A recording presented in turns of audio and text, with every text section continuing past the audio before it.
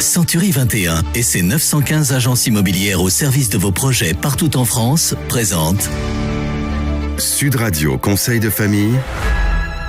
Bonsoir Stéphane Moller. Bonsoir Philippe Rossi. Vous êtes associé au sein du cabinet VIA. Ce soir, nous accueillons Héloïse Bidot. Oui, bonjour Héloïse Bidot. Bonjour. Vous êtes groupe manager location locative chez Century 21 France. Et la gestion locative, c'est votre métier depuis 17 ans. Un investissement locatif suscite de nombreuses questions, notamment celle du type de location. Faut-il louer vide ou alors louer en meublé ? La location meublée est souvent considérée comme plus rentable. D'abord parce que les loyers sont plus élevés et parce que la fiscalité peut être plus avantageuse. Néanmoins, le rendement peut être affecté par des changements fréquents de locataires et l'entretien peut s'avérer plus onéreux. Le bail meublé est plus flexible de par sa durée, 1 an contre 3 ans en location vide, ce qui permet de reprendre ou de revendre le logement avec plus de souplesse.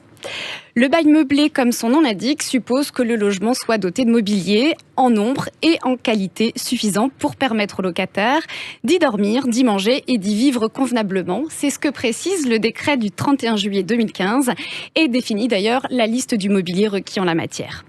En matière de fiscalité, le meublé peut s'avérer plus avantageux, ne serait-ce que sur le régime simplifié. Un abattement forfaitaire de 50% s'applique sur les revenus fonciers contre 30% en vide.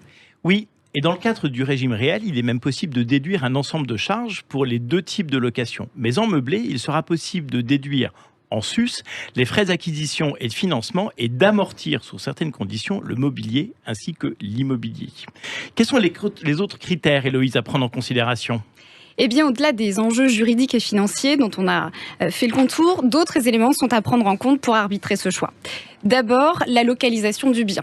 En effet, la location meublée n'est pas adaptée à tous les secteurs géographiques. De la même façon, le type de bien, autrement dit, la typologie, là encore, il faudra se conformer au marché local. Troisième point important, l'autonomie financière. L'investisseur devra privilégier un investissement adapté à sa capacité financière. S'il fait appel à un emprunt bancaire, est-il en mesure de faire face à 2 ou 3 mois de carence locative ? Et puis autre point, ses autres projets personnels. L'investisseur devra également intégrer dans son raisonnement, le cas échéant, ses projets personnels ou familiaux. On peut imaginer qu'il puisse réaliser un investissement dans la perspective de le mettre à disposition de l'un des membres de sa famille, typiquement un logement étudiant par exemple, voire de le récupérer pour lui-même pour des raisons de choix de vie personnelle. En conclusion, il faut comprendre que le choix entre nu et meublé relève de plusieurs facteurs.